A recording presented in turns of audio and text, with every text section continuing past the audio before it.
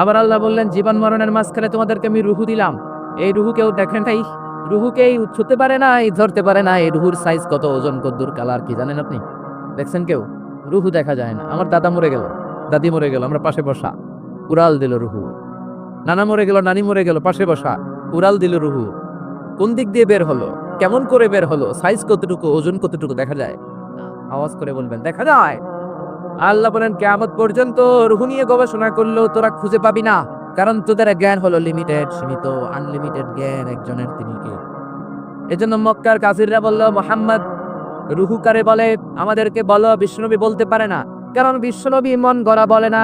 আল্লাহ যখন শিখিয়ে দেন, আল্লাহর শেখানো কথাগুলো বিশ্বনবী বলে, যেরকম, ঠিক কিনা? বিশ্বনবী আকাশের দিকে তাকিয়ে আছে, সাইয়েদনা জিবরাইল কোরআনের আয়াত নিয়ে এসে বললেন, ও নবী আপনি বলে দেন, কুলির রূহু মিন আমরি রাব্বি ওয়া মা উতিতুম মিনাল ইলমি ইল্লা কালিলা। পড়েন আল্লাহু আকবার। রুহু হলো আল্লাহর আদেশ। জোরে বলেন, কার আদেশ? এই রুহু ঢুকে কার আদেশে, বের হয় কার আদেশে? এই রুহু কেমন, আমরা কি দেখতে পারবো নাকি? বানাতে পারবো নাকি? আমরা সুফিয়া বানাতে পারবো, আমরা রোবট বানাতে পারবো, কিন্তু রুহু বানাতে পারবো? সুফিয়া পাস আর নাই। আহা, আবার সৌদি আরব নাকি সিটিজেনশিপ দিছে, সব বাইরে থেকে কন্ট্রোল করে। কি হাস্যকর বিষয়! আরে আমাদের বুয়েটের ছাত্ররা এর চেয়ে ভালো রোবট বানাতে পারে, জোরে বলো ঠিক কিনা? পুরো জাতির জন্য লজ্জা, চুয়েটের জন্য লজ্জা, রুয়েটে যারা পড়ো তোমাদের জন্য লজ্জা, বুয়েটের জন্য লজ্জা। বিদেশ থেকে রোবট আনার দরকার। আবার নতুন নিয়ম করছে ঢাকার অভিজাত এলাকায় রেস্টুরেন্ট গুলাতে ওয়েটার হবে রোবট। রোবট এসে খাবার দিবে, রোবট এসে পানি দিবে। আমগো দেশে মনে হয় মানুষের অভাব, কপাল পোড়া। যুবকদের এমনি চাকরি নাই, এমনি চাকরি নাই, বেকারত্বের অভিশাপে আমরা মরছি, ওইখানে ঢুকাইছে রোবট, যেরকম ঠিক কিনা? আবার রোবট বানিয়েছো ভালো, জরুরি কাজ করবা, কিন্তু চেহারা দিয়েছো কেন? কিয়ামতের দিন রোবট যারা বানিয়েছে, বিশেষ করে নাক দিয়েছে, মেয়েদের মতো ঠোঁট দিয়েছে, পার্লারিং করেছে, তাদেরকে কিয়ামতের দিন আসামির কাঠগড়ায় দাঁড় করাবে কে? যারা এটার পৃষ্ঠপোষকতা করেছে। আল্লাহর দরবারে মহাখাজা আছে না নাই? এজন্য খবরদার, এটা আরেক ধরনের শিরক। এখান থেকে কিছুদিন পরে শুরু হবে মূর্তি চিল্লা এখন টিকিট। এজন্য আল্লাহ বললেন, খবরদার, রুহের মালিক আমি। হাজার হাজার প্লেন বানাতে পারে, রোবট বানাতে পারে, সোফিয়া বানাতে পারে, কিন্তু রুহু বানাতে পারে নাকি? বলেন। বিষ্ণু বললেন, কুলির রূহ মিন আমরি রাব্বি, রুহু বলো আল্লাহর পক্ষ থেকে আদেশ, আল্লাহর আদেশে আসে, আল্লাহর আদেশে চলে যায়। কেউ এটা বের করতে পারবে? আমেরিকার এক বিজ্ঞানী কয়, আই হারুন, আমি পারবো। কিন্তু বছরের পর বছর গবেষণা করে রুহু পায় না, রুহু খুঁজে পায় না। রুহুকে আসলে পাওয়া যাবে? জোরে বলেন। আল্লাহ তো বলেই দিয়েছে, তোমাদের জ্ঞান লিমিটেড। ওমা উতীতুম মিনাল ইলমি ইল্লা কালিলা। রুহুর মালিক আমি, খুঁজে পাবা না। সে কয় আমি পামু, রুহু আমি দইরা ছাড়ো, রুহু আমি আবিষ্কার করে ছাড়ো, নোবেল প্রাইজ আমি পাবো, নোবেল লরেট। কিন্তু গবেষণা করে মরা মানুষের পাশে বইসা থাকে সারা রাত, হঠাৎ মরা মানুষ মইরা বেচকি দেয়, কিন্তু রুহু খুঁজে পায় না। সুবহানাল্লাহ পড়েন। হঠাৎ করে মানুষ মরে যায়, কিন্তু রুহু আর সে পায় না। এবার সে আবিষ্কার করলে, এক কাজ করি, গ্লাস ফিটিং করে একটা রুম বানাই, ওই রুমের ভিতরে কিছু মুমূর্ষু রোগী ঢুকাই, তাহলে তার রুহু উড়াল দিতে পারবেন। গ্লাস ফিটিং করা, টেম্পার্ড গ্লাস, সীসা ঢালাই করা, ওটা দিয়ে কিছু বেরোতে পারে না, বুলেট প্রুফ গ্লাস। এবার আইসিইউ থেকে মুমূর্ষু রোগী আনা হলো। আইসিইউ ছিলেন তো, যে ইন্টেন্সিভ কেয়ার ইউনিটে অক্সিজেন দিয়ে রাখে। মেডিকেল টিমের প্রধান বলে, ইউনাইটেড স্টেটস অফ আমেরিকার মেডিকেলের প্রধান, কয়েক গ্লাস ফিটিং করা রুমের ভিতরে ঢুকানোর পরে রোগীর পালস মা দেখে, পালস আছে, মানে বেঁচে আছে।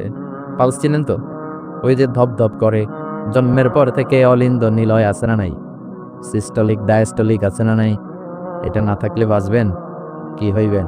ঠুস হবেন। হায় রে মানুষ রঙিন ফানুষ, দম ফুরাইলে তবুও তো ভাই কারোরই নাই একটুখানি। হায় রে মানুষ রঙিন ফানুষ, রঙিন ফানুষ, হায় রে মানুষ। আল্লাহ, রুহু খুঁজে পাওয়া যাবে না। রুহু ধরার জন্য গ্লাস ফিটিং করা রুমের ভিতরে মুমূর্ষু রোগী ঢুকানো হলো। চেক দ্য বিপি, বিপি মানে ব্লাড প্রেশার মাপো, ওকে। চেক হিজ ওয়েট, ওজন মাপো। ওজন স্কেলে শোনানোর পরে মুমূর্ষু রোগীটার ওজন দেখা গেল 80 কেজি। কয় কেজি? সবাই বলেন কয় কেজি? এবার মেডিকেল টিমের প্রধান বলে, গ্লাস বন্ধ কর, অক্সিজেনের মাস্ক খুলে নে। সবাই বলল অক্সিজেন খুলে ফেললে মরে যাবে। মেডিকেল টিমের প্রধান কয়, মরু না, মরলে রুহু পামু কেমনে? আমার রুহু লাগবে। কি লাগবে? সবাই বলে মাছ খোলা হলো। ছটফট করতে করতে লোকটা মরে যায়। এবার লাশ বের করা হলো। বের করার পরে বিপি চেক করে, মানে ব্লাড প্রেশার। মরার পরে আর থাকে? এই ধাক্কাটা থাকে, কিন্তু ওজন থাকে কি থাকে না? টিমের প্রধান বলল ওজন চেক কর। ওজন স্কেলে শোয়ানো হলো। মরার আগে ওজন ছিল কয় কেজি? এখন ওজন দেয়া দেখে হয়ে গেছে 78 কেজি। কয় কেজি কমছে? কয় কেজি? টিমের প্রধান কয় পাইছি। কি পাইছেন? কয় ওইটা। কয় কোনটা? কয় রুহু। কেমনে পাইলেন? কয় মরার আগে ছিল 80 কেজি, মরার পরে 78 কেজি। তার মানে কমছে 2 কেজি। যেইটা উড়াল দিছে ওইটাই 2 কেজি। ওইটাই রুহু পেয়েছে, আমি পেয়েছি। কিন্তু বিজ্ঞানীদের নিয়ম হচ্ছে একটা এক্সপেরিমেন্ট করে আপনি ফাইনাল জাজমেন্ট দিতে পারবেন, আরো নমুনা সংগ্রহ করতে হবে। আর একটা মুমূর্ষু রোগী ঢুকা, বিপি চেক কর, বিপি আছে, ওজন মাপ, ওজন 70 কেজি। দ্বিতীয় মুমূর্ষু রোগীটার ওজন কয় কেজি? কথা কয় না, কথা কয় না। কয় কেজি? 70 কেজি। ওইটারও মুখোশ খুলে ফেলা হলো। অক্সিজেনের অভাবে ওই লোকটাও মরে যায়। মরা লাশ বের করার পরে কই চেক দা বিপি, বিপি মাপ কর, বিপি নাই, মরে এটা ভূত হয়ে গেছে। এবার ওজন মাপ। মরার আগে ওজন ছিল 70 কেজি, এবার মরার পরে ওজন দেয়া দেখা হয়েছে 71 কেজি। কই যাইব এখন? কোন দিকে দৌড় দিব? আগেরটা ছিল 80, মরার পরে 78, 2 কেজি কমেছে। তার মানে রুহু উড়াল দিয়েছে। রুহুর ওজন ছিল 2 কেজি। এটা মরার আগে 70 কেজি, মরার পরে হয়ে গেছে 71 কেজি। বাড়লো কেমনে? আল্লাহকে কিয়ামত পর্যন্ত তুই বিপি চেক করতে পারবি। কিয়ামত পর্যন্ত টেম্পার্ড গ্লাসের রুমের ভিতরে ঢুকিয়ে মুমূর্ষু রোগী নিয়ে গবেষণা করতে পারবি, মাগার রুহু খুঁজে পাবি। আমা উতিতুম মিনাল ইলমি ইল্লা কালিলা। কারণ মানুষ তোমাদেরকে একেবারে নগণ্য জ্ঞান দিয়ে তৈরি করেছে কে? তোমরা বোর্ড বানাতে পারো, সোফিয়া বানাতে পারো, কিন্তু সোফিয়ার ভেতরে রুহু দিতে পারে নাকি? কথা বলেন, কথা বলেন, পারে? মরার পরে এক এক মানুষের এক এক দশা। কেউ প্যারালাইজড হয়ে মরে যায়, হাত বাঁকা হয়ে যায়, দেহের রক্ত জমাট বেঁধে যায়, ওজন বেড়ে যায়। আবার মরার পর অনেক লোকের হাতের ঢিলাগুলো ছেড়ে দেয়, জয়েন্ট গুলো ছেড়ে ঢিলা হয়ে যায়, ফেসফেসে হয়ে যায়, দেহের ভিতরে জমে থাকা গ্যাস গুলো বের হয়ে যায়, ওজন কমে যায়। ওজন বাড়া কমা দিয়ে রুহু বের করা যায় না। রুহুর মালিককে আমরা বললাম আল্লাহ, বুঝলাম আপনি ক্ষমতার মালিক, বুঝলাম আপনি রুহুর মালিক। আর কিসের মালিক? আল্লাহ বললেন গোলাম, আল্লাযী খালাকা সাবআ সামাওয়াতিন তিবাকা মা তারা ফি খালকির রহমানি মিন তাফাউত। মাথার উপরে আকাশের দিকে নজর করে তাকা, বিশাল আকাশ তারে বানিয়েছে কে? নাকি আমেরিকার বিজ্ঞানীরা? বানিয়েছে কে? শাস্তরে তিনি বানালেন। আবার বললেন আল্লাযী ওয়ালাকাদ যায়্যানা আস-সামাআদ দুনিয়া বিমাসাবিহা ওয়া জাআলনাহা রুজুমান লিশ-শায়াতিন। এই 7 আকাশকে আমি একটার চেয়ে একটা বড় করে বানালাম। প্রথমে বানালাম প্রথম আকাশের মহাশূন্য, তারপরে প্রথম আকাশ, তারপরে দ্বিতীয় আকাশের মহাশূন্য, তারপরে দ্বিতীয় আকাশ। একটার চেয়ে একটা বড় না ছোট? কথা বলেন, বড় না ছোট? কত বড়? বিষ্ণুই বললেন হাতের আংটি যদি মরুভূমিতে ফেলে দাও, মরুভূমির তুলনায় তোমার হাতের আংটি যত ছোট, আল্লাহর দ্বিতীয় আকাশের তুলনায় প্রথম আকাশটা ঠিক তত ছোট। প্রথম আকাশের চেয়ে দ্বিতীয় আকাশ বড়, তার চেয়ে তৃতীয় আকাশ বড়, তার চেয়ে চতুর্থ, পঞ্চম, ষষ্ঠ, সপ্তম, তারপরে সিদরাতুল মুনতাহা বড়। সিদরাতুল মুনতাহার উপরে কোরআনের বাড়ি লৌহে মাহফুজ বড়, তার উপরে বাইতুল মামুর বড়, তার চেয়ে আল্লাহর আরশ বড়, আরশের চেয়ে কুরসি বড়, তার উপরে 70,000 নূরের পর্দা বড়, আর সবচেয়ে বড় হলো আল্লাহু আকবার, আমার আল্লাহ সবচেয়ে বড়। ঠিক কি না? এই 7 আকাশের এত উপর থেকে গোটা বিশ্বের সব নিয়ন্ত্রণ করে কে? সপ্ত জমিনের নিচে অমাবস্যার অন্ধকারে কোনো পিপীলিকা যদি গুটি গুটি পায়ে হেঁটে যায়, ওই পিপীলিকার পায়ের আওয়াজটাও শুনতে পায় কে? ও আল্লাহ বললেন 7 স্তরে বানিয়েছি আকাশ। আপনারা যে দেখেন বা বিজ্ঞানীরা যে রকেট নিয়ে এদিক সেদিক যায়, স্যাটেলাইট লঞ্চ করে, দ্য লঞ্চিং দ্য স্যাটেলাইট, এগুলো কিন্তু আকাশে নয়, এগুলো আকাশের মহাশূন্যে। এটা হচ্ছে প্রথম আকাশের মহাশূন্য, তারপরে প্রথম আকাশ, একটার চেয়ে আরেকটা বড়। বৃহস্পতি বিশাল বড়, সূর্য আরো বড়। এই পৃথিবীটা কত বড় একটু আন্দাজ করেন। আমরা বসে আছি 14 গ্রাম। 14 গ্রাম হচ্ছে কুমিল্লার 17টা থানার একটা থানা। কুমিল্লা হচ্ছে 64 জেলার এক জেলা। এরকম 64টা জেলা নিয়ে আপনাদের ডিজিটাল বাংলাদেশ। আর বাংলাদেশ হচ্ছে পৃথিবীর সবচেয়ে বড় দেশ। বড় না ছোট? জোরে বলেন। ভারত প্রায় 20 গুণ বড়, কানাডা 100 গুণ বড়, রাশিয়া 150 গুণ বড়। এরকম 200টা দেশ মিলে পৃথিবীর 30 ভাগ মানে স্থল, বাকি 70 ভাগ শুধু হানি আর হানি, মানে পানি আর পানি। তো 30 ভাগ স্থল, 70 ভাগ জল, এই মিলে আমাদের পৃথিবী। সৌরজগৎ নিয়ে যারা কিছু পড়াশোনা করেন দেখবেন বৃহস্পতি নামে একটা গ্রহ আছে, অনেক বড়, পৃথিবীর চেয়ে বিশাল বড়। তারপর যে সূর্যের আলো পান, এটা নাকি পৃথিবীর চেয়ে 13 লক্ষ গুণ বড়। সুবহানাল্লাহ বাড়িতে যে চিল্লায় পড়েন না সুবহানাল্লাহ। এই 13 লক্ষটা পৃথিবী সূর্যের মধ্যে রাখার জায়গা আছে না নেই? সূর্যই কি বড় তারা? না। ব্যাটেলজিউস নামে এক তারা আছে, যে সূর্য পৃথিবীর চেয়ে 13 লক্ষ গুণ বড়। ওই ব্যাটেলজিউস তারা ওই সূর্যের চেয়ে 33 কোটি গুণ বড়। এরপরে আছে আলফা সেন্ট্রাই এ, আলফা সেন্ট্রাই বি, গুগলে সার্চ দিয়ে দেখবেন, এটা ক্যারিনা, ব্যাটেলজিউস, এরকম বিশাল বিশাল রাতের বেলা তারার মেলা। আমরা যে দেখি ছোট্ট এরকম বালুর মতো মনে হয়, আসলে কি এত ছোট? আকাশ দিয়ে যে 500 জন লোক নিয়ে প্লেন উড়ে যায়, মনে হয় যেহেতুটুকু আমি কাপটি মেরে ধরবো, আসলে কি ধরতে পারবে? বিশাল বড়। চিল্লা এখন ঠিক কিনা? আল্লাহ বললেন এক একটার চেয়ে এক একটা বড় বানিয়েছি। আপনাদেরকে আন্দাজ করার জন্য আমি আপনাদেরকে এখন নিয়ে যাব পৃথিবীর থেকে সবচেয়ে কাছের যে তারা, ওই তারাটাতে আমরা শীতকালীন পিকনিক করবো এখন। কারা কারা আমার সাথে যাবেন? হাত তোলেন। সবাই যাবেন? ওরে আল্লাহ, এখানকার লোক অনেক সাহসী। 14 গ্রামের লোকজন সাহস বেশি। আলহামদুলিল্লাহ করবেন না? তো পৃথিবী থেকে সবচেয়ে কাছের তারার নাম হচ্ছে প্রক্সিমা সেন্ট্রাই। এই তারাতে আমরা শীতকালীন পিকনিক বনভোজন করব। যারা হাত তুলছেন তারাই যেতে পারবেন, বাকিদের নেওয়া হবে না। এখন হাত তোলা লাভ নেই, আগে হাত তোলা হয়ে গেছে। তো আমরা যে যাব, কি দিয়ে যাব? প্লেন দিয়ে যাবেন? না, প্লেন দিয়ে যাওয়া যাবে না, কারণ যে মাধ্যাকর্ষণ শক্তি আছে এই বলয়টা ভাঙতে প্লেন দিয়ে ভাঙা যায় না, রকেট লাগে, তাও দ্রুতগামী রকেট। নীল আর্মস্ট্রং যে রকেটটা দিয়ে চাঁদে নেমেছে, নাম হচ্ছে অ্যাপোলো 11। এটা ঘন্টায় সেকেন্ডে চলে 11 কিলোমিটার বেগে, মিনিটে চলে 660 কিলোমিটার বেগে, ঘন্টায় চলে 39,000 কিলোমিটার বেগে।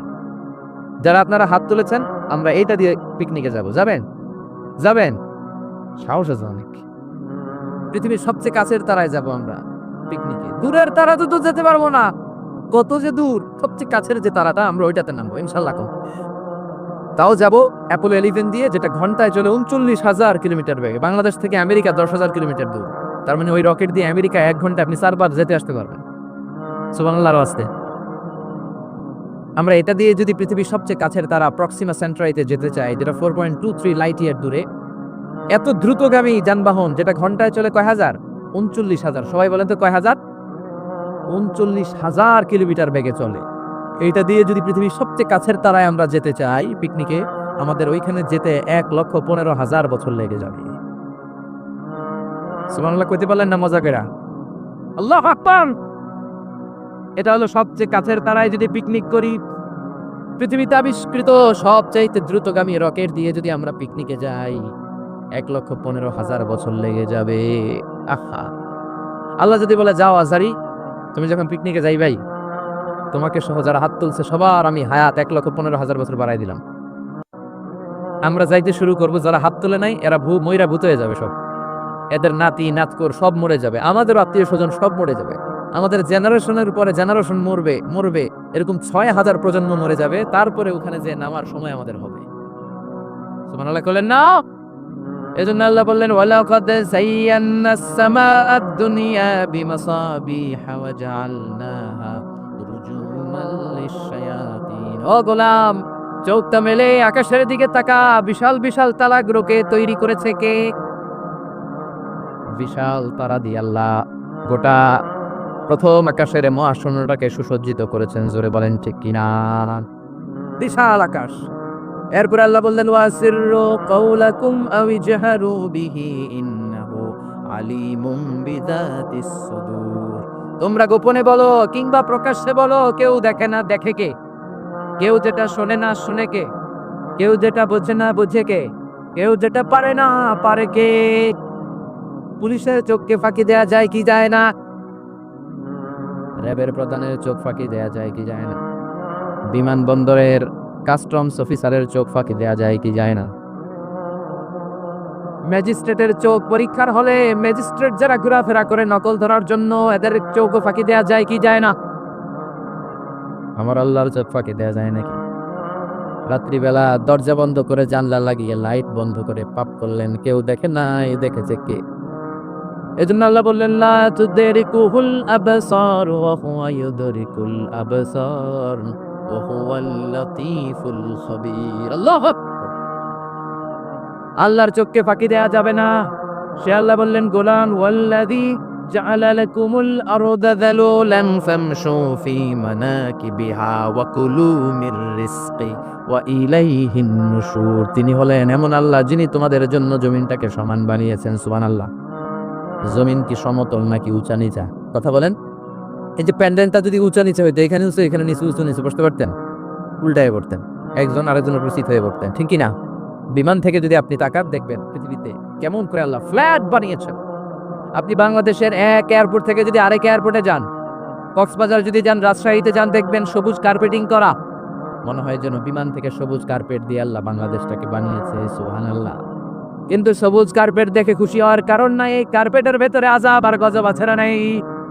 যে কোনো সময় ভূমিকম্প হতে পারে, যে কোনো সময় বন্যা হতে পারে, যে কোনো সময় শিলাবৃষ্টি হতে পারে। কি পারে?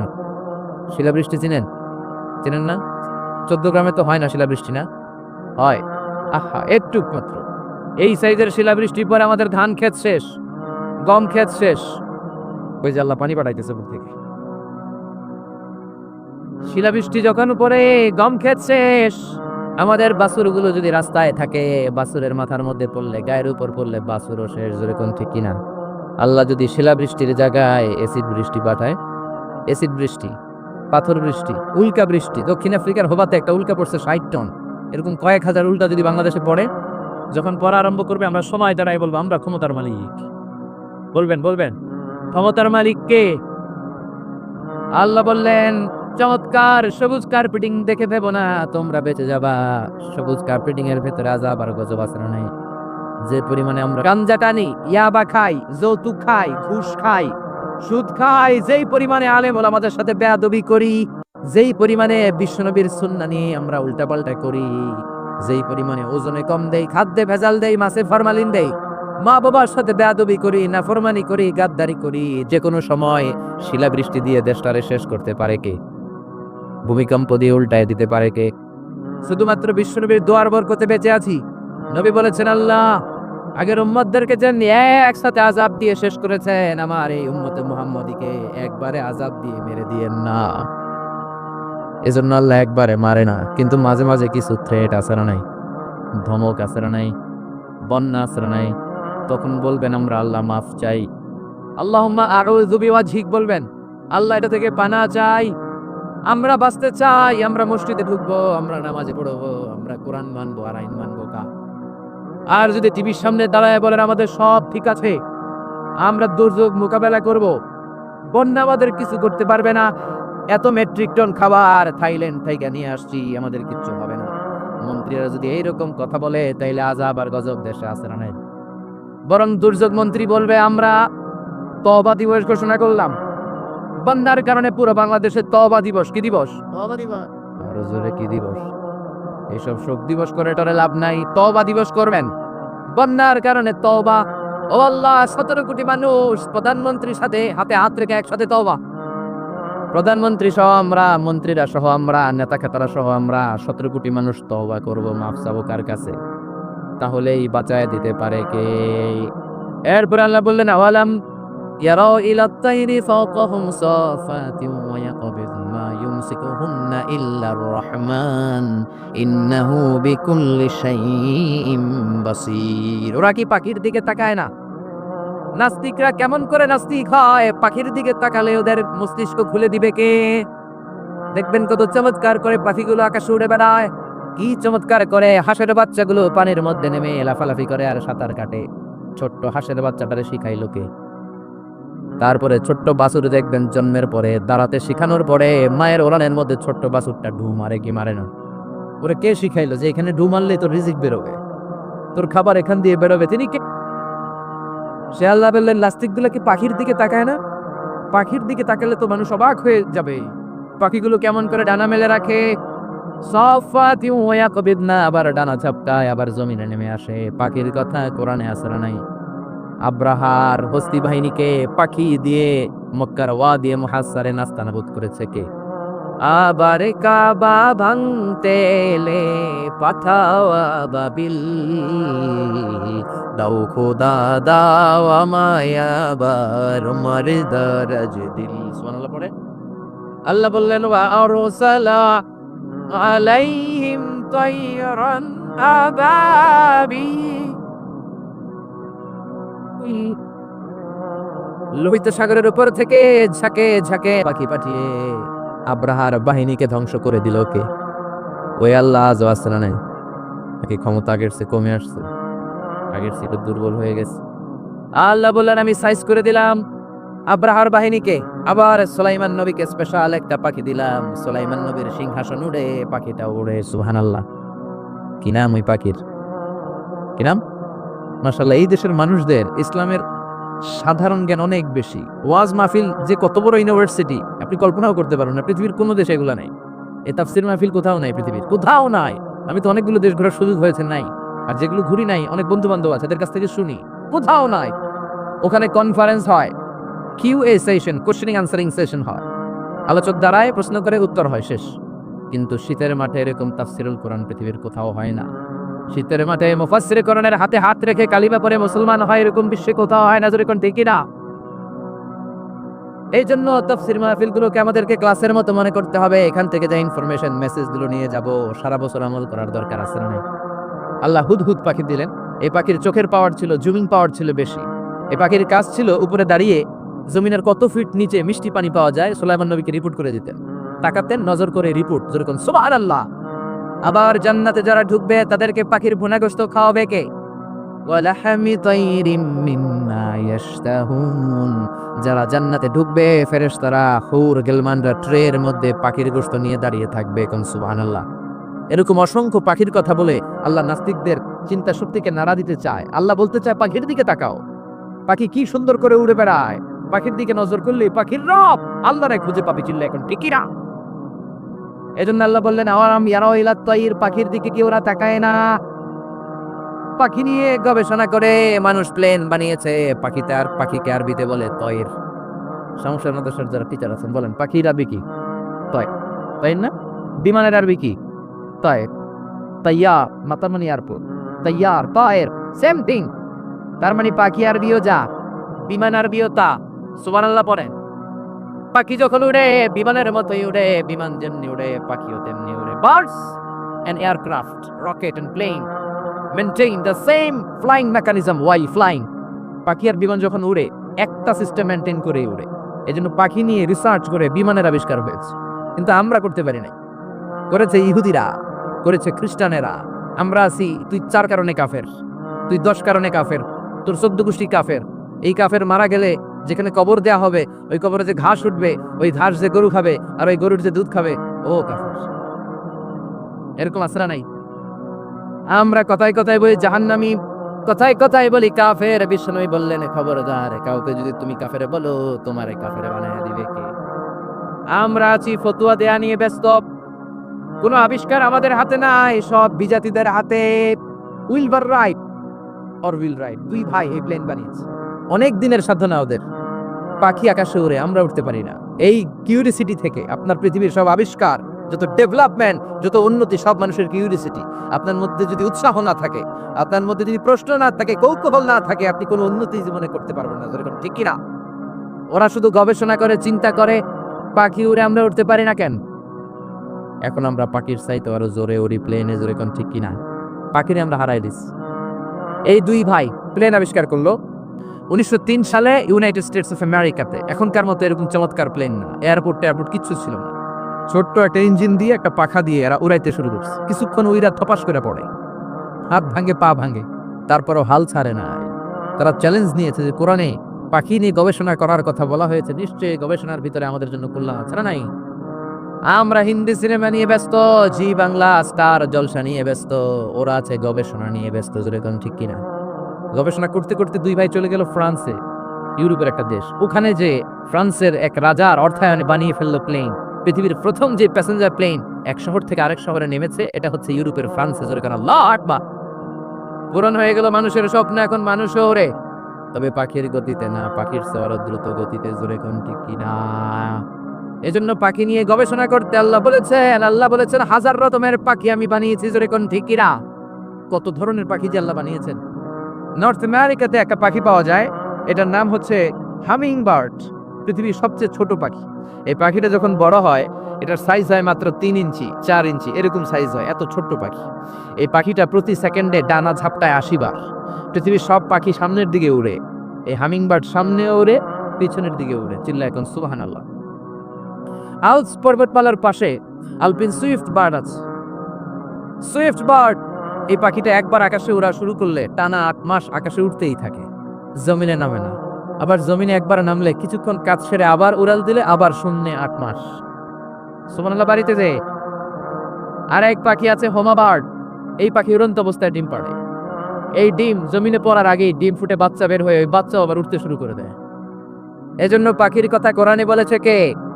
দুই ভাই প্লেন বানানোর পরে গোটা বিশ্বব্যাপী বিভিন্ন ধরনের এয়ারলাইন্স আছে না নাই? আমাদেরও একটা আছে না নাই? কি নাম? বিমান বাংলাদেশ এয়ারলাইন্স। সবাই কয় বেঈমান বাংলাদেশ এয়ারলাইন্স। এটার ফ্লাইট শিডিউলে মারাত্মক বিপর্যয় হয়। এটা টিকিট কাটার আগে একটু পজিশনে কাটবে, বুঝতে পেরেছেন? শুরু হয়ে গেল কমার্শিয়াল এভিয়েশন। পাখির চেয়ে দ্রুত উঠতে হবে। এখন সবচেয়ে দ্রুতগামী যে বিমানটা বানিয়েছে বোম সুপারসনিক, 1300 কিলোমিটার বেগে চলে। আগে ছিল কনকোর্ড। হিথ্রো এয়ারপোর্ট থেকে ওয়াশিংটন ডিসিতে এটার একটা ফ্লাইট ছিল, মানে লন্ডন থেকে যারা আমেরিকা যেতে চায় এটা দিয়ে যেত তাড়াতাড়ি যাওয়ার জন্য। তাও 4 ঘন্টা লাগতো। ঘন্টায় চলতো 1000 কিলোমিটার বেগে। বিজ্ঞানীরা কয় না, এত আস্তে গেলে হবে না, আরো দ্রুত একটা বানাইতে হবে। এবার বানাইছে বোম সুপারসনিক।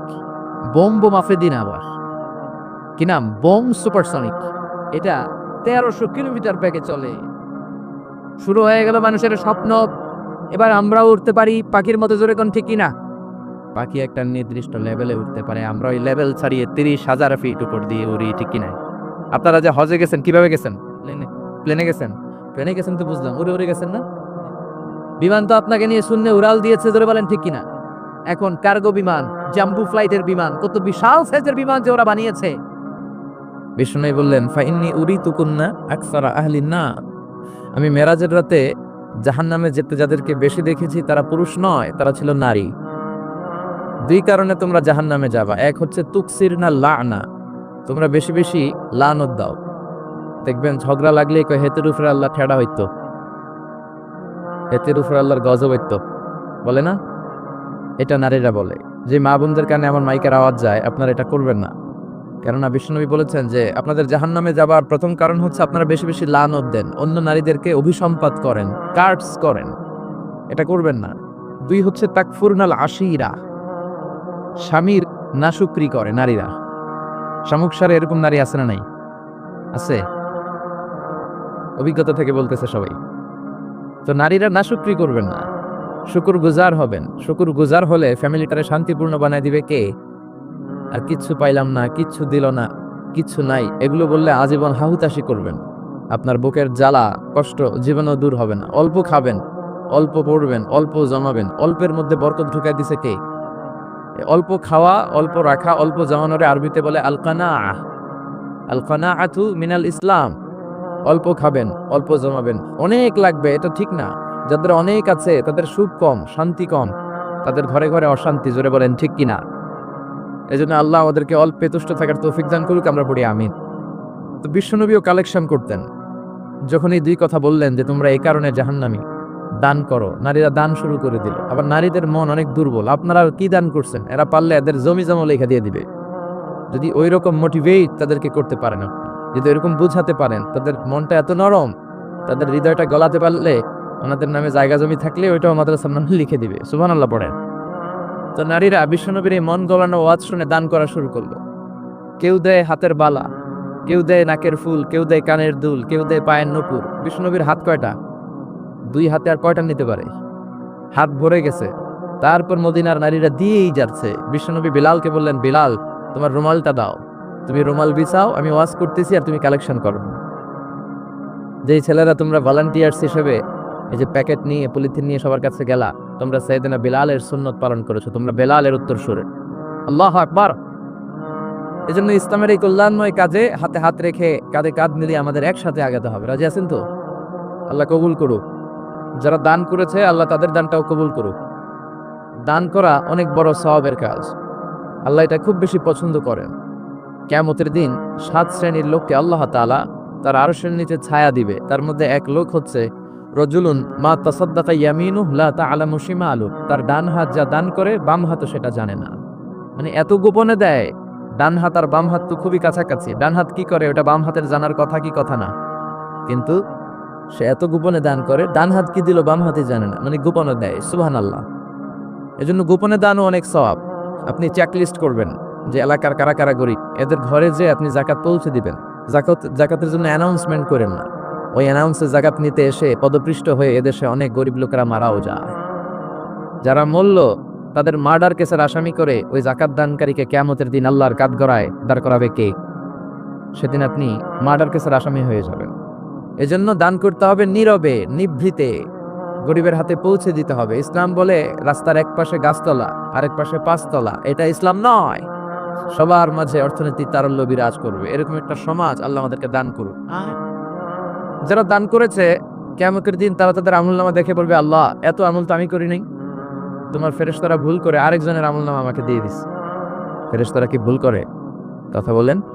আল্লাহ বলবে, না এটা তোমার আমলনামা, তুমি ওই যে দুনিয়াতে দান করেছো শামুকসার মাদ্রাসার জন্য, ওই দানটাকে আমি বড় করেছি। যারা গাভী পালেন 14 গ্রামে, গাভীর মালিক গাভী যদি বাচ্চা দেয় খুব খুশি হয়, বাছুরটারে খাইয়ে দাইয়ে পেলে পুষে এত বড় করে। আল্লাহ বলে, আমিও তোর দানটারে খাইয়ে দাইয়ে পেলে পুষে এত বড় উহুদ পাহাড়ে সমান করে তোর আমল নামায় উঠিয়ে দিয়েছি রে বান্দা। এজন্য দান করবেন বেশি বেশি। কথা বলেছেন মাওলানা হাবিবুর রহমান আল ফারিদি, খুব ভালো আলোচক। কথা বলেছেন আব্দুল কাদের সাহেব। আজকে প্রধান অতিথি জয়নাল আবদিন খোরশেদ, এই যে কথা আলোচনা করলেন না, ও আসতে পারে নাই। বিশেষ অতিথি জনাব কামাল উদ্দিন, সভাপতি হচ্ছেন আলহাজ মাস্টার দেলোয়ার হোসেন মজুমদার, উনি আপনি, মাশাআল্লাহ চমৎকার নাম। মাহফিল পরিচালনায় আলহাজ মাওলানা শাহজাহান কবির, আয়োজনে এলাকার যুব সমাজ। মহিলাদের জন্য আলাদা প্যান্ডেলের ব্যবস্থা। কোন দিকে? আল্লাহ আমাদের বোনদেরকেও কবুল করুক। যারা এসেছেন, যারা টাকা দিয়ে, পয়সা দিয়ে, বুদ্ধি দিয়ে, পরামর্শ দিয়ে আজকের এই কোরআনের বাগানকে সফল করতে এসেছেন, কোরআনের কথা শুনতে এসেছেন, সবাইকে শুকরিয়া জানাই। আমি শারীরিকভাবে একটু অসুস্থ, এজন্য খুব বেশি সময় কথা বলবো না। কোনো ভূমিকা কথা ছাড়া সরাসরি আমরা কোরআনের আলোচনার দিকে যাব। তার আগে আমরা 3টা তাকবীর দিব। শামুকসার এলাকার লোক কারা কারা এসেছেন দেখি তো, একটু হাত তুলে দেখান। শামুকসারের অধিবাসী? হায় হায় সর্বনাশ, শামুকসারের তো লোক নাই। আচ্ছা, শামুকসারের বাইরে থেকে বাকি সবাই? আচ্ছা ঠিক আছে, ঠিক আছে, আল্লাহ কবুল করে নিক। আমি লিল্লাহি তাকবীর পড়লে আপনারা পড়বেন আল্লাহু আকবার, কষ্ট হবে না তো? আল্লাহর নামের তাকবীর দেন, এগুলো মিজানের পাল্লায় আল্লাহ অনেক ওজনওয়ালা করে দিবে। লিল্লাহি তাকবীর বললে দেহের সবটুকুন শক্তি গলার মাঝ বরাবরে এনে আল্লাহু আকবার পড়া যাবে তো? কষ্ট হচ্ছে না তো? ঘুমে টুমে ধরে নাই তো? দেন তাকবীর দেন, লিল্লাহি তাকবীর, লিল্লাহি তাকবীর, লিল্লাহি তাকবীর। আল্লাহ তাকবীরগুলোকে তুমি কবুল করো। কথা শুনবো সূরাতুল মুলক থেকে। আমি আলোচনার শুরুতে সূরাতুল মুলকের একটা আয়াত তেলাওয়াত করেছি, এটা থেকে আমরা কথা শুনবো। অনেকের মুখস্থ আছে না নাই? অনেক দামি সূরা, জরুরি সূরা। আমি মুখস্থ করেছি কাবার প্রান্তরে উমরা করতে যেয়ে, এটা মুখস্থ করছি। তো আপনারাও সময় সুযোগে অবসর সময়টা কাজে লাগাবেন, মুখস্থ করে ফেলবেন সূরাগুলো। বিশ্বনবী সাল্লাল্লাহু আলাইহি ওয়াসাল্লাম নিজে সূরা মুখস্থ করে সাহাবাদের শোনাতেন, সাহাবারা মুখস্থ করে বিশ্বনবীকে শোনাতো। সাহাবাদের মধ্যে সবচেয়ে বড় কারি ছিল উবাই ইবনে কাব রাদিয়াল্লাহু আনহু। এজন্য বিশ্বনবী বলতেন, ইন্নাল্লাহা আমারানি আন আকরা আলাইকা ইয়া উবাই, ও উবাই, আল্লাহ আমাকে আদেশ করেছেন যাতে আমি তোমার কাছে যে কোরআন শোনাই। উবাই বললেন, আসাম্মানি ইয়া রাসূলুল্লাহ, সত্যি সত্যি কি আল্লাহ আমার নামটা ধরে বলেছেন? আল্লাহ কি আমার নাম ধরে বলেছেন যে আপনি এসে আমার কাছে কোরআন শোনাবেন? বিশ্বনবী বললেন, বালা তাবান, আল্লাহ তোমার নাম বলেছে উবাই। উবাই চিৎকার দিয়ে কেঁদে দিলেন। বিশ্বনবী উবাইয়ের কাছে কোরআন শোনাতেন, উবাই বিশ্বনবীকে কোরআন শোনাতো। এই কোরআন পড়া শোনানো, এই ট্র্যাডিশনটা আমরা ভুলতে বসেছি। ফজরের পরে দিনটা শুরু হবে কোরআন দিয়ে। কি দিয়ে? আরো জোরে বলেন, কি দিয়ে? কোরআন দিয়ে আমরা শুরু করব। বাবা ছেলেকে কোরআন শোনাবে, ছেলে বাবাকে কোরআন শোনাবে, মা মেয়েকে কোরআন শোনাবে, মেয়ে মাকে কোরআন শোনাবে, শাশুড়ি বৌমাকে শোনাবে, বৌমা শাশুড়িকে শোনাবে। ঘরটাকে জান্নাতি বানিয়ে দিবে কে? শান্তি বলতে আপনি কি বুঝেন? What is the definition of piece? শান্তির সংজ্ঞা কি? শান্তির সংজ্ঞা হচ্ছে আপনি যখন মসজিদে যাবেন ছেলেটাও যাবে, এটাই শান্তি। আপনি আবার ঘরে আসলে দেখবেন বিবিও নামাজ পড়ে, মেয়েটাও মায়ের পাশে দাঁড়িয়ে দাঁড়িয়ে নামাজের অভিনয় করে। সুবহানাল্লাহ কইবেন না? আমার ছোট্ট মেয়ে এখনো নামাজের কিছু বুঝে না, কিন্তু এই যে হেজাব তেজাব পরে আমাদেরকে নামাজ অ্যাক্টিং করে দেখায়, এটাই শান্তি। চিল্লায় বলেন ঠিক কিরা? এজন্য আল্লাহ তাআলা আমাদের ফ্যামিলির সব সদস্যগুলোরে নামাজি বানাক, মা বোনদেরকে পর্দাওয়ালি বানাক। তো সূরাতুল মুলক অনেক দামি সূরা, এটা মুখস্থ করবেন। এই মুখস্থ করার ট্র্যাডিশন আমাদেরকে চালু করতে হবে। সূরাতুল মুলকের ব্যাপারে অনেক ফজিলতপূর্ণ কথা বিশ্বনবী বলেছেন। বিশ্বনবী বলেছেন, ইন্না হাদিহি সূরা মানিআতুন মিন আযাবিল কবর, নিশ্চয়ই এই সূরাটা মানুষকে কবরের আযাব থেকে বাঁচায়। সুবহানাল্লাহ বাড়িতে যেয়ে বললেন, চিল্লায় পড়েন আল্লাহু আকবার। বিশ্বনবী বললেন, ইন্না ফিল কুরআনি লাসূরা, কোরআনের মধ্যে একটা সূরা আছে মানিআতুন মিন আযাবিল কবর, এই সূরা যে তেলাওয়াত করবে তাকে কবরের আযাব থেকে বাঁচাবে কে? কবরে যাওয়া লাগবে কি লাগবে না? কাঁধে লাগবে না? হাত তুলে, তারপরেও হাত তুলে এরকম আছে না নাই? যাওয়া লাগবে।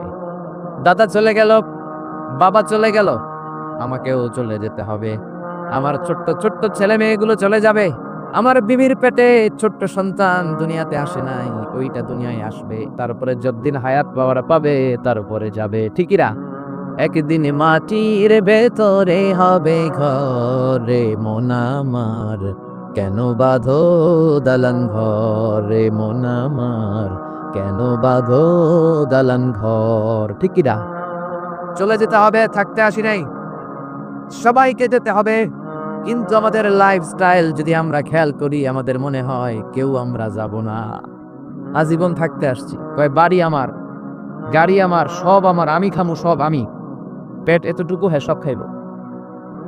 কয় আমার সব আমার, বাড়ি আমার, গাড়ি আমার, এলাকা আমার, আমার দাপট, আমার কথা চলবে আর কারো কথা নাই, এরকম কিছু টাকা তাছাড়া নাই।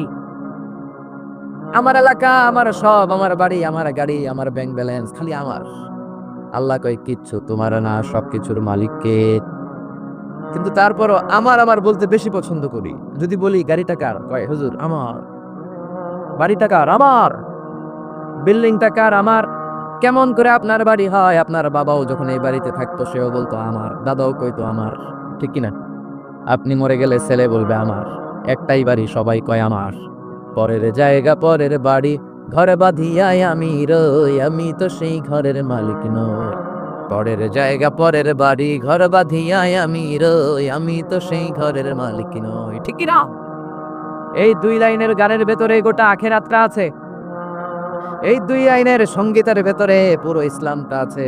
এই দুই লাইনের সঙ্গীতের ভেতরে 30 পারা কোরআনটা আছে, ঠিক কি না? থাকতে আসি নাই, চলে যেতে হবে। এজন্য সঙ্গীত যেটা গাবেন ওইটা ইসলাম দ্বারা অ্যাপ্রুভ হতে হবে, কোরআন দ্বারা জাস্টিফাইড হতে হবে। যে কোনো সঙ্গীত আপনি গেতে পারেন না। যে সঙ্গীত আপনাকে কোরআনমুখী করে, যেই কবিতা আপনাকে ইসলামমুখী করে, যেই গান আপনার অন্তরে আল্লাহর ভয় জাগায়, ওগুলো আমাদের গান, যেরকম ঠিকই না। কিন্তু এদেশে আছে ব্যান্ডের গান, রক্স গান, আউলা গান, বাউলা গান, মরমী গান, আছে না নাই? কয় আগে কি সুন্দর দিন কাটাইতাম, গ্রামের নওজোয়ান হিন্দু মুসলমান মিলিয়া বাউলা গানার মুর্শিদি গাইতাম, আগে কি সুন্দর দিন কাটাইতাম। তো এখন সুন্দর কাটাস নাকি? তোর কি সমস্যা? আগে সুন্দর দিন কাটাইতাম, এখন তো ডিজিটাল বাংলাদেশ, এখন তো আরো সুন্দর দিন কাটাবা, কপাল পোড়া। খবরদার গানগুলো বুঝে শুনে গাবে। এই লালনের গানে, বাউলা গানে ঢোল তবলা আছে না নাই? বিশ্বনবী ঢোল তবলা ভাঙার জন্য দুনিয়ায় এসেছেন। বিশ্বনবী বলেছেন, বরিস্তুয়ান উকাসিরাল মাজামির, ঢোল তবলা বাঁশি হারমোনিয়াম ভেঙে চুরমার করার জন্য বিশ্বনবীরে পাঠাইছে কে? এই জন্য যতগুলো গান ঢোল তবলা দিয়ে হয়, মুসলমান ওগুলো শুনতে পারে। আবার যে গানে হিন্দুয়ানি ঘ্রাণ থাকে, শিরকের ঘ্রাণ থাকে, ইসলাম বিরোধী শক্তির ঘ্রাণ থাকে, সেই যেন মুসলমানরা গেতে পারে। গত 2 সপ্তাহ আগে মারা গেছে বারি সিদ্দিকী। বারি সিদ্দিকীর গান পোলাপানরা গায় কি গায় না? বারি সিদ্দিকীর ফ্যান আছে না নাই? বুঝে শুনে গাইতে হবে, বুঝে শুনে শুনতে হবে, মুসলমান যেরকম, ঠিক কিনা? এই লালন গান, বাউলা গান, বারি সিদ্দিকীর গান, এই গানের একটা কথা ভালো, 10টা খারাপ, ঠিক কিনা? একটা আপনারে কোরআনের কথা বলে মনে ঝলক সৃষ্টি করবে, আর 10টা লাইন দিয়ে মুশরিক বানায় দিবে, ঠিক কিনা? এজন্য খবরদার, এগুলো শোনা যাবে না, এগুলো গাওয়া যাবে না। এগুলো হলো দ্বীন এলাহির new version. Akbar the great বলে সবাই, আসলে বেয়াদব ছিল এই লোকটা আকবর। চারটা ধর্ম মিলে নতুন এক ধর্ম বানাইছে, ইসলাম, শিখ, জৈন। এগুলো নিয়ে সে বানাইছে ইসলাম, হিন্দু, শিখ, জৈন, এই চারটা ধর্ম নিয়ে নতুন একটা ধর্ম সে বানাইছে, দ্বীন-এ এলাহি। কে তোকে পারমিশন দিয়েছে ধর্ম বানানোর? যেরকম ঠিক কিনা? এজন্য অন্যান্য কালচার যদি মিক্স থাকে, হিন্দুয়ানি যদি গন্ধ থাকে, শিরকের যদি কোনো অংশ থাকে, ওই গানগুলো মুসলমানরা গেতে পারবে। বারি সিদ্দিকের গানও শোনা যাবে, কয় আমি একটা জিন্দা লাশ, কাটিস না রে জংলারে বাস, আমার লাইগা 3.5 হাত কবর খুঁড়িস নাই, আমি পীড়িতের নলে পোড়া, মরার পরে আমায় পুরিস না। আছে না নাই? প্রথম লাইনে বলে আমারে কবর দিস না, দ্বিতীয় লাইনে বলে আমারে শ্মশানে পুরিস না। এক মুসলমানের অন্তরের মধ্যে দুই ধর্ম থাকতে পারে। মুসলমানকে আগুনে জ্বালানো হয় না, মুসলমান মরার পরেও তার একটা সম্মান আছে না নাই? এই জন্য দেখেন বারি সিদ্দিকের গানের প্রথম লাইনে বলে আমারে কবর দিস না, জংলার বাস কাটিস না, দ্বিতীয় লাইনে বলে আমারে আগুনে পুরিস না। তাহলে তুমি মুসলমান নাকি হিন্দু? ভেজাল আছে না নাই? আছে না নাই? এজন্য গান শুনলে শুনবেন নজরুলের লেখা ইসলামী গান, কবি ফররুক আহমদের গান, জাগ্রত কবি মুহিব খানের গান, কবি আল মাহমুদের গান। গান যদি শুনতে হয় সাইমিন শিল্পী গোষ্ঠীর গান, কলহবের ছোট্ট ছোট্ট বাচ্চাদের গান, ঠিক কিনা? বায়াতে কায়েম করো, সালাতে কায়েম করো, হবে সম্মানী তুমি, হবে জান্নাতি তুমি, হবে সম্মানী তুমি, হবে জান্নাতি তুমি। সালাতে তোমার অঙ্গে মাখো, সঙ্গে রাখো, তবেই তো হো মুমিন। রব্বি আলা আলা, রব্বি আলা আযীম। আল্লাহ, বাহ! কি সুন্দর বাচ্চাগুলো পাগড়ি পরে গান গায়, এগুলো শেখানোর দরকার আছে না নেই? এই জন্য কবরে যেতে হবে, কবরের প্রিপারেশন নিতে হবে। বিশ্বনবী বললেন যারা সূরাতুল মুলক তেলাওয়াত করবে কবরের আযাব থেকে বাঁচাবে কে? আবার বিশ্বনবী বললেন শাফাআত লি সাহিবিহা, যে ব্যক্তি এই সূরা তেলাওয়াত করবে তার জন্য এই সূরাটা কিয়ামতের দিন আল্লাহর কাছে সুপারিশ করবে। সুবহানাল্লাহ নাই? আর জোরে সুবহানাল্লাহ। কোরআন সুপারিশ করবে আল্লাহর কাছে। আল্লাহ এই সুপারিশ ফেলে দিতে পারবে? প্রধানমন্ত্রীর কাছে যদি অর্থমন্ত্রী কোনো সুপারিশ নিয়ে যায়, প্রধানমন্ত্রী ফেলে দিতে পারবে? পররাষ্ট্রমন্ত্রী যদি কোনো সুপারিশ করে, রেকমেন্ডেশন করে, ফেলে দিতে পারবে? কোরআন যদি সুপারিশ করে, কবুল করে নেবে কে? এজন্য এই সূরা যারা তেলাওয়াত করবে, এই সূরা তার হয়ে আল্লাহর কাছে সুপারিশ করবে, রব্বুল আলামিন এই সূরার সুপারিশ কবুল করে নেবে। আবার বিশ্বনবী বলেন খাসামাত আন সাহিবিহা, এই সূরাটা কিয়ামতের দিন এই সূরার তেলাওয়াতকারীর পক্ষ হয়ে আল্লাহর বিরুদ্ধে তর্ক করবে। আল্লাহু আকবার। আল্লাহর সাথে তর্ক, সাহস বেশি না কম? বেশি না কম?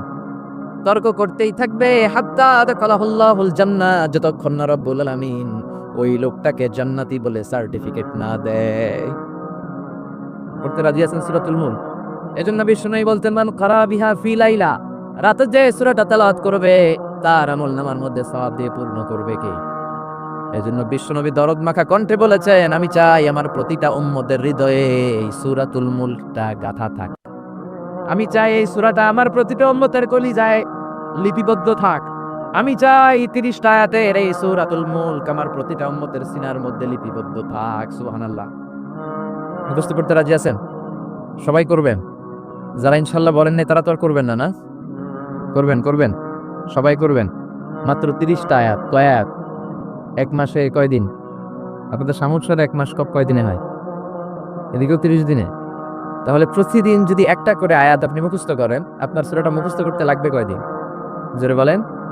এটা আপনাদের বাড়ির কাজ, শামুকসারবাসীদের জন্য বাড়ির কাজ, হোমওয়ার্ক। কোরআন পড়া হয় না। আগামী এক মাসে এই শামুকসারের প্রত্যেকের হৃদয়ের ভিতরে এই সূরাতুল মুলক থাকার দরকার আছে না নাই?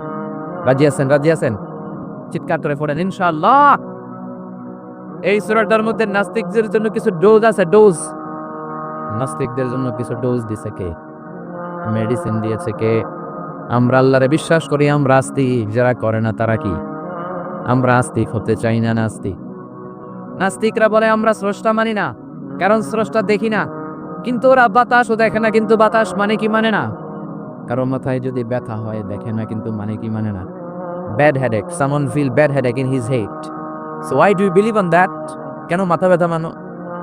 Do you see the air in the atmosphere? বাতাসে যে বায়ুমণ্ডলে যে বাতাস, এটাকে আমরা দেখতে পাই। তো নাস্তিক ভাইরা, তোমরা বাতাসে বিশ্বাস করো কেন? কপাল পোড়া। ওরা নিজেরাই নিজেদেরকে দেখে না, আল্লাহর দেখবে কেমন করে? আপনি কি আপনার চোখ দেখেন আয়নার সাহায্য ছাড়া? কথা বলেন। পিঠ দেখেন আয়নার সাহায্য ছাড়া? আরে আয়না থাকলেও তো পিঠ দেখতে গেলে ঘাড় ভেঙে যাবে। কথা বলেন। এই জন্য নাস্তিকদের জন্য ডোজ দেয়া হয়েছে। নাস্তিকরা বলে আনসিন ইজ নাথিং, যেটা দেখি না মানি না। আল্লাহ বলে আমার সৃষ্টির দিকে তাকা, আমার সাগরের দিকে তাকা, আমার ঝর্ণার দিকে তাকা। আমার সৃষ্টি নৈপুণ্যের ভিতরে আমি আল্লাহ আছি না নাই? ঝর্ণা ঝর্ণা ঝর্ণা রে, বলনা বলনা বলনা রে, কার বিরহে পাগল পাড়া তুই, কার মিলনে ফুল ফসলে ভরা রে তোর দুকুল ভুই, কার মিলনে ফুল ফসলে ভরা রে তোর দুকুল ভুই, ঝর্ণা ঝর্ণা ঝর্ণা রে, বলনা বলনা বলনা রে, কার বিরহে পাগল পাড়া তুই। আল্লাহু আকবার। সিলেটের মাধবকুণ্ডে যান, আমি মাহফিল করতে গেলে এটা ঘুরে দেখে আসি। 250 ফিট উপরে থেকে জলপ্রপাত, দিন নাই রাত নাই, ঝড়ো ঝড়ো কলো কলো টানে ঝর্ণা ঝরে। এই ঝর্ণার তৈরিকারীকে সাগরের প্রচন্ড উত্তাল ঢেউ। কক্সবাজারে যাবেন, 155 kilometre, the longest sea beach ever in the world. পৃথিবীর সবচাইতে বড় সমুদ্র সৈকত বাংলাদেশে দিয়েছে কে? আলহামদুলিল্লাহ করবেন না? আমরা যদি আমাদের ট্যুরিজম সেক্টরকে একটু স্ট্রং করতে পারতাম, আমাদের সিকিউরিটি যদি ভালো থাকতো, আমাদের নৈতিকতা যদি ভালো থাকতো, গোটা বিশ্বে র্যাঙ্কিং এ ট্যুরিজমে 1 নম্বরে চলে যেত আমার বাংলাদেশ, যেরকম, ঠিক কিনা? কিন্তু নেতা কাতারা কিচ্ছু করে না, দেশকে আগাতে চায় না, আগায় নেয় নিজের পেট। পেট শুধু আগায়, দরজা খোলার জন্য ধাক্কা দেয়া লাগে না, পেটের ধাক্কায় দরজা খুললা যায়। সবাই আবার এক পাল্লায় মাইবেন না। আপনাদের রেলমন্ত্রী অনেক ভালো মানুষ, এই যে এখনো তো মাহফিল করতে দিচ্ছে উনি, অনেক জায়গায় আমাদের মাহফিল বন্ধ করে, উনি তো অনুমতি দিয়েছে, ঠিক না? ঠিক।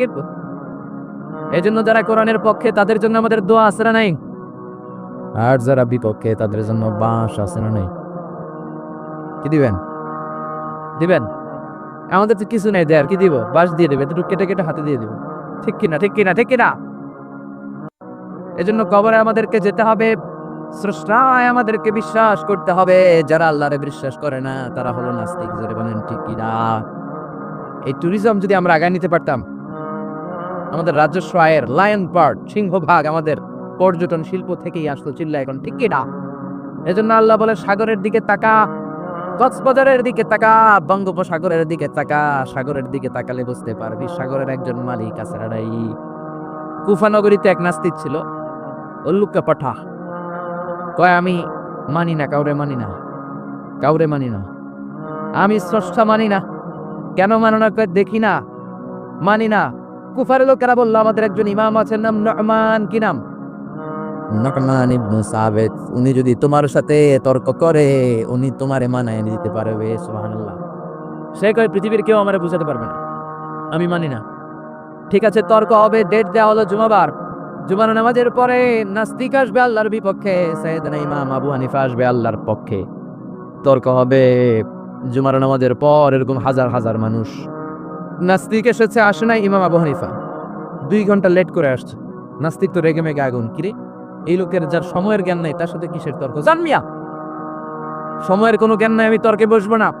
সাইয়েদনা ইমাম আবু হানিফা বললেন আমার ওজোর আপত্তি আছে। আমি যখন ঘর থেকে বের হই, আমার বাড়ির সামনে আছে বিশাল নদী, নদী পার হয়ে আসতে হয়। আজকে নদীর সামনে এসে দেখি কোনো নৌকা নাই, গাছ নাই, লোক নাই, মানুষ নাই, কিচ্ছু নাই, শুধু প্রান্তর। নৌকা নদীর সামনে যেয়ে দেখি নদীর একেবারে এক পাশে বিশাল একটা বড় ধরনের গাছ। হঠাৎ দেখলাম গাছটা এমনি এমনি 2 ভাগ হয়ে গেল। হঠাৎ দেখি এমনি এমনি গাছের ভেতর থেকে কাঠ বেরোলো, তক্তা বেরোলো। হঠাৎ দেখলাম এমনি এমনি তক্তা 2টা জোড়া লেগে নৌকা হয়ে গেল। মাঝি নাই, লগি নাই, বৈঠা নাই, মাঝি ছাড়া নৌকার মধ্যে বসলাম। মাঝি ছাড়া নৌকা আমাকে নদীর এপার থেকে টান দিয়ে ওপার নিয়ে গেল। এই প্রসিডিউরটা হতে আমার 2 ঘন্টা সময় লাগছে, 2 ঘন্টা লাগছে, এই জন্য দেরি হয়েছে। নাস্তিক কয় তোদের ইমাম ডাইল খাইছে, ডাই কি খায় আসতে জিজ্ঞেস কর, মাথা ঠিক নাই। এমনি এমনি গাছ কাটে নাকি? এমনি এমনি তক্তা জোড়া লাগে নাকি? করাত ছাড়া গাছ কাটা যায় নাকি? মিস্ত্রি ছাড়া নৌকা হয় নাকি? মাঝি ছাড়া নৌকা চলে নাকি? এমনি এমনি কিচ্ছু হয় নাকি? ইমাম আবু হানিফা বললেন এই তো আপনি লাইনে আসছেন, এমনি এমনি কিচ্ছু হয় না। তাহলে আকাশ কেমন করে এমনি এমনি হলো? বিশাল সাহারা মরুভূমি কেমন করে এমনি এমনি হলো? বিশাল তুর পাহাড় কেমন করে এমনি এমনি হলো? বায়ুমণ্ডল, নবমণ্ডল, ভূমণ্ডল, মহাবিশ্বয়ে বসুন্ধরা কেমন করে এমনি এমনি হলো। সুবহানাল্লাহ। নাস্তিক ভেজালে ঝামেলার মধ্যে পড়ে গেছে। হায় হায়, এরকম করে তো ভেবে দেখিনি। আসলেই তো তার চিন্তার জগতে আন্দোলন শুরু হয়েছে। তার ঘুমন্ত বিবেককে তিনি জাগিয়ে দিয়েছেন। ইমাম আবু হানিফার কথা শুনে নাস্তিকের মধ্যে কোনো কথা নাই, মনে মনে কয় আসলে তো আমি একটা উল্লুকা পাঠা। সাইয়েদনা ইমাম আবু হানিফাকে বললেন, আমাকে মাফ করে দেন। কোনদিন এমন করে ভাবি নাই, আসলেই তো এমনি এমনি আকাশ হয় না, এমনি এমনি বাতাস হয় না, এগুলোর একজন স্রষ্টা থাকার দরকার আছে না নাই? নাস্তিক বলে, ও নোমান ইবনে সাবিত, আর দেরি করার দরকার নাই, আমাকে আপনি পড়িয়ে দেন লা ইলাহা ইল্লাল্লাহু মুহাম্মাদুর রাসূলুল্লাহ সাল্লাল্লাহু কালিমা পড়ে মুসলমান হয়েছে। এজন্য ওয়াজাদিলহুম বিল্লাতি হিয়া আহসান। আপনি হিকমতের সাথে, প্রজ্ঞার সাথে, বুদ্ধিমত্তার সাথে, ইন্টেলেকচুয়াল পাওয়ার খাটিয়ে নাস্তিকদের সাথে তর্ক করবেন, তাহলে ওদেরকেও হেদায়েতের রাস্তায় তুলে দিতে পারে কে? এই নাস্তিকদের জন্য কিছু ডোজ, কিছু মেডিসিন আল্লাহ সূরাতুল মুলকে দিয়েছে। যদি শেষ পর্যন্ত এরকম নীরব হয়ে আপনারা বসে থাকেন, আমরা একসাথে শুনবো। পড়েন ইনশাআল্লাহ, আরো জোরে ইনশাআল্লাহ। সূরাতুল মুলক মাক্কি সূরা, আয়াত মাত্র 30টা, 29তম পারার প্রথম সূরা, রুকু আছে 2টা। কয়টা? মুলক মানে হচ্ছে ক্ষমতা, মুলক মানে পাওয়ার, মুলক মানে কিংডম, মুলক মানে অথরিটি, মুলক মানে সভরেনিটি। আল্লাহ শুরু করলেন, তাবারাকাল্লাযী বিয়াদিহিল মুলকু ওয়া হুয়া আলা কুল্লি শাইইন কাদির। সুমহান সেই সত্তা যার হাতে ক্ষমতা, আর ওয়া হুয়া আলা কুল্লি শাইইন কাদির, তিনি সব কিছু করতে পারেন। তিনি কে? খেয়াল করে বুঝবেন। আল্লাহ বললেন বিয়াদিহিল মুলকু, তাবারাকাল্লাযী, সুমহান সেই আল্লাহ, বিয়াদিহিল মুলকু, তার হাতে ক্ষমতা। ক্ষমতা কার হাতে? জোরে কোন, কার হাতে? নাকি আপনাদের হাতে? আপনারা তো কোন সব ক্ষমতার মালিক। আমি খাইয়া ফেলাম, সব খাইয়া ফেলেন। সব ক্ষমতার মালিক আমি, আমার দাপট। আল্লাহ কয় তোর কোনো দাপট নাই, দাপট কার? বিয়াদিহিল মুলকু, ক্ষমতার মালিক তিনি, আমাদের কোনো ক্ষমতা নাই। ক্ষমতার মালিক করেন আমাদের আল্লাহ, ঠিক কি না? কিসের আবার আমাদের ক্ষমতা? আমরা তো দুর্বল। ওয়া খুলিকাল ইনসানু দাঈফা, আমাদেরকে দুর্বল করে বানালো কে? ছোট্টবেলায় ছিলাম দুর্বল, নিজের পেশাব নিজে খেয়েছি, নিজের পায়খানা নিজে খেয়েছি। আবার 80 বছর যদি হায়াত পায়, হেও নিজের পায়খানা নিজে খায়, নিজের পেশাব নিজে খায়, ঠিক কিনা? শুধু দুর্বল না, দুর্বলের ঘরের দুর্বল, যেরকম, ঠিক কিনা? কেমন করে আপনার হাতে ক্ষমতা? আপনার যদি পেটের মধ্যে ব্যথা হয়, আপনার যদি ডায়রিয়া হয়, বিছানায় পড়ে গড়াগড়ি খান কি খান না? চিল্লাচিল্লি করেন কি করেন না? আই মরি যাই, মারে মাফ করি দে, আছে না নাই? 5 বার ডায়রিয়া হয়েছে, 5 বার টয়লেটে গিয়েছে, আর চেহারার দিকে তাকানো যায় না। এতদিন কইতে আমার এলাকা, এখন কই আমারে মাফ করে দে। মাফসান কি জন্য? আপনার যখন ডায়রিয়া হবে আপনি বলবেন সব ক্ষমতার মালিক আমি। কপাল পোড়া, চিল্লা এখন, ঠিক কি না? কোনো ক্ষমতা নাই। অসুস্থ হলে, দুর্ঘটনায় পড়লে, বিপদে যখন আমরা পড়ি, তখন বোঝা যায় আমাদের কত ক্ষমতা, ঠিক কিনা?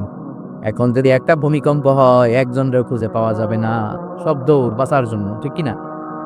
নেপালে আমাদের কিছু সেলিব্রিটিরা, নায়ক নায়িকারা শুটিং এর জন্য গিয়েছেন নেপালে। গত বছর নেপালের কাঠমান্ডুতে বিশাল একটা ভূমিকম্প হয়েছে না?